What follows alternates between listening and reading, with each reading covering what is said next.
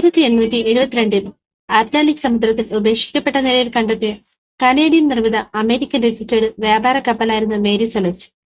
കപ്പലിന്റെ ദുരൂഹമായ തിരോധാനം ചരിത്രത്തിലെ ഏറ്റവും നിഗൂഢമായ കടൽ രഹസ്യങ്ങളിലൊന്നായി നിലനിൽക്കുന്നു.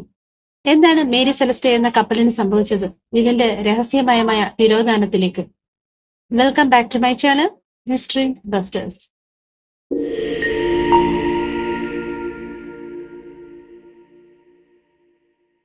ആമസോൺ എന്നായിരുന്നു ആ കപ്പലിന്റെ പേര്. 1861 മെയ് 18-ന് ഇതിന്റെ കന്യാത്രയ്ക്കിടെ കപ്പലിന്റെ ക്യാപ്റ്റൻ റോബർട്ട് മാക്ലെല്ലൻ ന്യൂമോണിയ പിടിപെടുകയും പിന്നീട് മരിക്കുകയും ചെയ്തു. ഈ കപ്പൽ ഒരുപാട് തവണ അപകടത്തിൽപ്പെട്ടതും ഇതിലെ 2 ക്യാപ്റ്റന്മാരുടെ മരണവും ഈ കപ്പലിന് ശപിക്കപ്പെട്ട കപ്പൽ എന്ന പേര് നേടിക്കൊടുത്തു. ഈ കപ്പൽ പലരും വാങ്ങിക്കുകയും പിന്നെ വിൽക്കുകയും ചെയ്തു. 1868-ൽ ന്യൂയോർക്കിൽ നിന്നുള്ള അമേരിക്കൻ നാവികനായ റിച്ചാർഡ് ഡബ്ല്യു ഹേനൻ ഈ കപ്പൽ വാങ്ങുകയും അതിന്റെ പുനർനിർമ്മാണത്തിനായി $8,825 ചിലവഴിക്കുകയും ചെയ്തു. 1868-ൽ ഈ കപ്പലിന് മേരി സെലസ്റ്റ് എന്ന പുതിയ പേര് നൽകുകയും അമേരിക്കൻ കപ്പലായി ന്യൂയോർക്ക് പോർട്ട് കളക്ടറുടെ പക്കൽ രജിസ്റ്റർ ചെയ്യുകയും ചെയ്തു. 1869 ഒക്ടോബറിൽ ഹെയ്നിന്റെ കടബാധ്യത മൂലം കടക്കാർ മേരി സെലസ്റ്റ പിടിച്ചെടുത്തു. അതിനുശേഷം ജെയിംസ് എച്ച് വിൽച്ചെസ്റ്ററിന്റെ നേതൃത്വത്തിലുള്ള ന്യൂയോർക്ക് ബിസിനസ് ഗ്രൂപ്പിന് വിറ്റു. 1872-ൽ $10,000 ചെലവഴിച്ച് കപ്പൽ കുറച്ചുകൂടി വിപുലീകരിച്ചു. 1872 ഒക്ടോബർ 29-ന് ഈ ബിസിനസ് ഗ്രൂപ്പിൽ മേരി സെലസ്റ്റിന് 12 ഓഹരികൾ ഉണ്ടായിരുന്നു. അതിൽ 4 കപ്പലിന്റെ പുതിയ ക്യാപ്റ്റൻ ബെഞ്ചമിൻ സ്പോണർ ബ്രിഗ്സിന്റെ കൈവശമായിരുന്നു. ആരാണ് ബെഞ്ചമിൻ സ്പോണർ ബ്രിഗ്സ്? 1835 ഏപ്രിൽ 24-ന് മസാച്യുസെറ്റ്സിലെ വെയർഹാമിൽ ക്യാപ്റ്റൻ ലാതൻ ബ്രിഗ്സിന്റെ 5 മക്കളിൽ ഒരാളായിരുന്നു. ബെഞ്ചമിൻ തികഞ്ഞൊരു ഈശ്വരവിശ്വാസിയായിരുന്നു. പതിവായി ബൈബിൾ വായിക്കുകയും പ്രാർത്ഥനാ യോഗങ്ങളിൽ തന്റെ വിശ്വാസത്തിന് സാക്ഷ്യം വഹിക്കുകയും ചെയ്യുമായിരുന്നു. 1862-ൽ അദ്ദേഹം തന്റെ ബന്ധുവായ സാറ എലിസബത്ത് പോമിനെ വിവാഹം ചെയ്തു. ഇവർക്ക് 2 കുട്ടികളുണ്ടായിരുന്നു. ആർതർ, സോഫിയ മറ്റിൽഡ എന്നായിരുന്നു കുട്ടികളുടെ പേരുകൾ. സോഫിയയുടെ ജനന സമയത്ത് ബ്രിഗ്സ് തന്റെ തൊഴിലിൽ ഉയർന്ന സ്ഥാനം നേടിയിരുന്നു. അതിനാൽ ബെഞ്ചമിൻ തന്റെ സമ്പാദ്യം മേരി സെലസ്റ്റ് കപ്പലിന്റെ ഓഹരിയിൽ നിക്ഷേപിച്ചു. 1872 ഒക്ടോബറിൽ ബെഞ്ചമിൻ മേരി സെലസ്റ്റയുടെ കമാൻഡർ സ്ഥാനം ഏറ്റെടുത്തു. ന്യൂയോർക്ക് റിഫീറ്റിന് ശേഷം മേരി സെലസ്റ്റയെ ഇറ്റലിയിലെ ജനോവയിലേക്ക് കൊണ്ടുപോവുകയായിരുന്നു. സ്കൂൾ പ്രായമുള്ള തന്റെ മകനെ മുത്തശ്ശിയുടെ സംരക്ഷണയിൽ വിട്ടതിനു ശേഷം തന്റെ ഭാര്യയെ കൈക്കുഞ്ഞുമായി അയാൾ കപ്പൽ യാത്രയ്ക്ക് പുറപ്പെടാൻ തയ്യാറായി. തന്റെ വിപുലമായ കപ്പൽ യാത്രാ അനുഭവം കൊണ്ട് തന്റെ ക്രൂവിനെ യാത്രയ്ക്കായി തിരഞ്ഞെടുക്കാൻ അദ്ദേഹത്തിന് അറിയാമായിരുന്നു. ആദ്യത്തെ അംഗമായ ആൽബർട്ട് ജി റിച്ചാർഡ്സൺ അദ്ദേഹത്തോടൊപ്പം നേരത്തെ കപ്പലിൽ ജോലി ചെയ്തിരുന്നു. രണ്ടാമത്തെ അംഗമായ 25 വയസ്സുള്ള ആൻഡ്രൂ ഗില്ലിംഗ് ന്യൂയോർക്കിലാണ് ജനിച്ചത്. 4 general നാവികരും ജർമ്മൻകാരായിരുന്നു. Wolfgang ബേർച്ച് ലോറൻസൺ, aerial Martin's, ഗുഡ്ലുക്ക് Richards എന്നീ സഹോദരങ്ങൾ ഫ്രീസിയൻ ദ്വീപുകളിൽ നിന്നുള്ളവരായിരുന്നു. 1872 ഒക്ടോബർ 20-ന് ന്യൂയോർക്ക് നഗരത്തിലെ ഈസ്റ്റ് പിയർ 56-ൽ ബെഞ്ചമിൻ ബ്രിഗ്സ് എത്തി. കപ്പലിന്റെ ചരക്ക് 1701 ബാരൽ റിനേജ്ഡ് ആൽക്കഹോൾ ലോഡ് ചെയ്യുന്നതിന് മേൽനോട്ടം നൽകി. ഭാര്യ സാറയും മകൾ സോഫിയും നേരത്തെ തന്നെ കപ്പലിൽ എത്തിയിരുന്നു. നവംബർ 3 ഞായറാഴ്ച ബ്രിഗ്സ് തന്റെ അമ്മയ്ക്കൊരു കത്ത് എഴുതി. കത്തിൽ ഇങ്ങനെയായിരുന്നു എഴുതിയിരുന്നത്: ഞാൻ ചൊവ്വാഴ്ച പുറപ്പെടാൻ ആഗ്രഹിക്കുന്നു. ഞങ്ങൾക്ക് നല്ലൊരു പാത ലഭിക്കുമെന്ന് ഞാൻ പ്രതീക്ഷിക്കുന്നു. ഇതായിരുന്നു കത്തിലെ ഉള്ളടക്കം. നവംബർ 5 ചൊവ്വാഴ്ച രാവിലെ മേരി സെലസ്റ്റ് ന്യൂയോർക്ക് ഹാർബറിലെത്തി. കാലാവസ്ഥ മോശമായിരുന്നു. മെച്ചപ്പെട്ട കാലാവസ്ഥയ്ക്കായി കാത്തിരിക്കാൻ ബ്രിഗ്സ് തീരുമാനിച്ചു. അദ്ദേഹം കപ്പൽ സ്റ്റാറ്റൻ ഐലൻഡിന് സമീപം നങ്കൂരമിട്ടു. 2 ദിവസത്തിന് ശേഷം കാലാവസ്ഥ മാറി. മേരി സെലസ്റ്റ് തുറമുഖം വിട്ട് അറ്റ്ലാന്റിലേക്ക് പ്രവേശിച്ചു. മേരി സെലസ്റ്റ് പുറപ്പെടാൻ തയ്യാറെടുക്കുമ്പോൾ മറ്റൊരു ചരക്ക് കപ്പലായ ഡേഗ്രേഷ്യ ന്യൂജേഴ്സിയിലെ ഹോബേക്കലിൽ നിന്നും ജിബ്രാൾട്ടർ വഴി ജനോവയിലേക്ക് പോകുന്ന പെട്രോളിയം ചരക്കിനെ കാത്തുകിടക്കുകയായിരുന്നു. അതിലെ ക്യാപ്റ്റനായ ഡേവിഡ് മോർഹൌസും അദ്ദേഹത്തിന്റെ പങ്കാളിയായ ഒലിവർ ഡെവോയും പരിചയസമ്പന്നരായ നാവികരായിരുന്നു. ക്യാപ്റ്റൻ ബ്രിഗ്സും മോർഹൌസും നല്ല സുഹൃത്തുക്കളായിരുന്നു. മേരി സെലസ്റ്റിന്റെ യാത്രയുടെ തലേദിവസം വൈകുന്നേരം അവർ ഒരുമിച്ചിരുന്നു ഭക്ഷണം കഴിച്ച് സന്തോഷത്തോടെ പിരിഞ്ഞു. മേരി സെലസ്റ്റ് യാത്ര ആരംഭിച്ചതിന് ശേഷം 8-ാം ദിവസമാണ് ഡേഗ്രേഷ്യ യാത്ര തുടങ്ങിയത്. ഇറ്റലിയിലെ ജനോവയിൽ എത്താൻ വേണ്ടി മേരി സെലസ്റ്റ് അറ്റ്ലാന്റിക് സമുദ്രത്തിലൂടെ സഞ്ചരിച്ചു. അസോറസിലെത്തുമെന്ന് പ്രതീക്ഷിക്കുന്നതിന് മുമ്പ് കപ്പലിന് 2 ആഴ്ചക്കാലം തീവ്രമായ കാലാവസ്ഥയെ നേരിടേണ്ടി വന്നു. കപ്പലിന്റെ ക്രോണോമീറ്റർ അനുസരിച്ച് മേരി സെലസ്റ്റ് 2 ദിവസം മുമ്പ് അസോറസ് ദ്വീപുകളിൽ എത്തുമെന്ന് പ്രതീക്ഷിച്ചിരുന്നു. എന്നിരുന്നാലും കപ്പൽ ഇതുവരെ കര കണ്ടില്ല.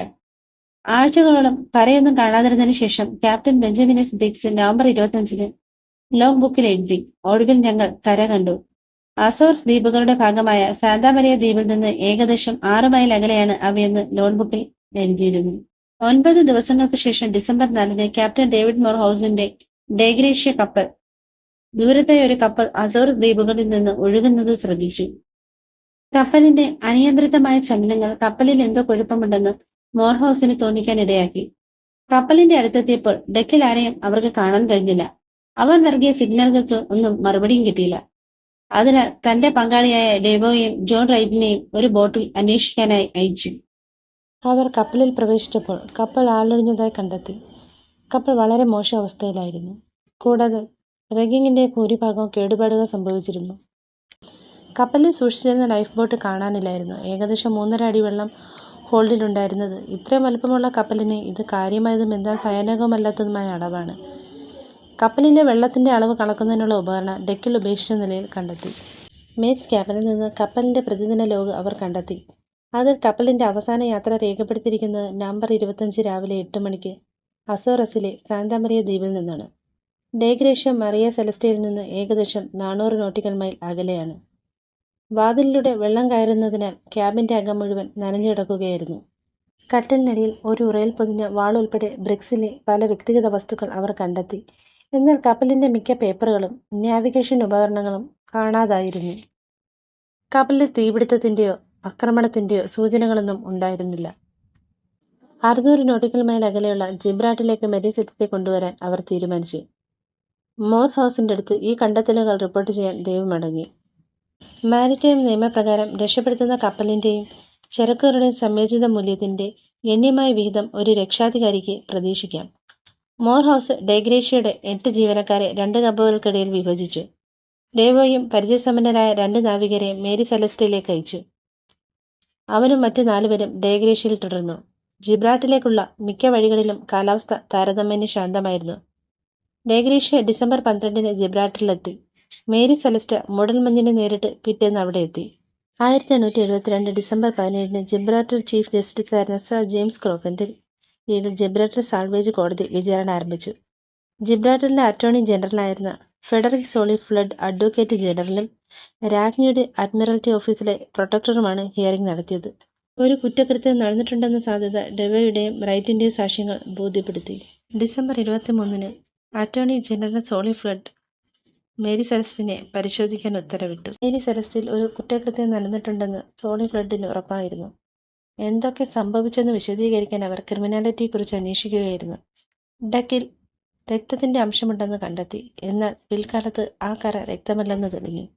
ഇൻഷുറൻസ് തുക തട്ടിയെടുക്കാനുള്ള അട്ടിമറി, പ്രകൃതി ദുരന്തം തുടങ്ങിയ വിവിധ സാഹചര്യങ്ങൾ അന്വേഷിച്ചു.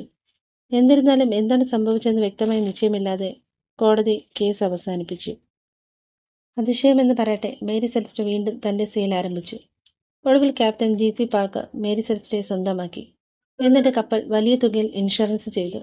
തുടർന്ന് ഇൻഷുറൻസ് തുക കൈക്കലാക്കാനായി അയാൾ മേരി സെലസ്റ്റയെ മനഃപൂർവ്വം ഹെയ്ത്തിക്ക് സമീപമുള്ള ഒരു പാറക്കെട്ടിൽ ഇടിച്ചുകയറ്റി. പക്ഷേ കപ്പൽ മുങ്ങുന്നതെന്തെന്ന് പരാജയപ്പെട്ടു. നന്നാക്കാൻ പറ്റാത്ത വിധം കേടുപാടുകൾ സംഭവിച്ച മേരി സെലസ്റ്റയെ അവിടെ ഉപേക്ഷിച്ചു പോയി. കാലക്രമേണ മേരി സെലസ്റ്റ് കടലിന്റെ അടിത്തട്ടിലേക്ക് താണുപോയി. 2001 ഓഗസ്റ്റിൽ സമുദ്ര പുരാവസ്തു ഗവേഷകനും ഗ്രന്ഥകർത്താവുമായ ക്ലൈവ് കാസ്ലറുടെ നേതൃത്വത്തിൽ നടത്തിയ പര്യവേഷണം റോജലോയ്സ് റീഫിൽ പതിഞ്ഞ കപ്പലിന്റെ അവശിഷ്ടങ്ങൾ കണ്ടെത്തിയതായി പ്രഖ്യാപിച്ചു.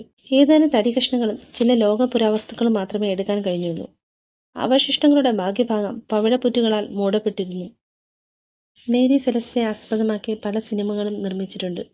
വിവിധ സിദ്ധാന്തങ്ങൾക്കും അന്വേഷണങ്ങൾക്കും പ്രചോദനം നൽകുന്ന ഈ കേസ് സമുദ്രലോകത്തെ ഏറ്റവും പ്രശസ്തമായ രഹസ്യങ്ങളിലൊന്നായി ഇന്നും തുടരുന്നു.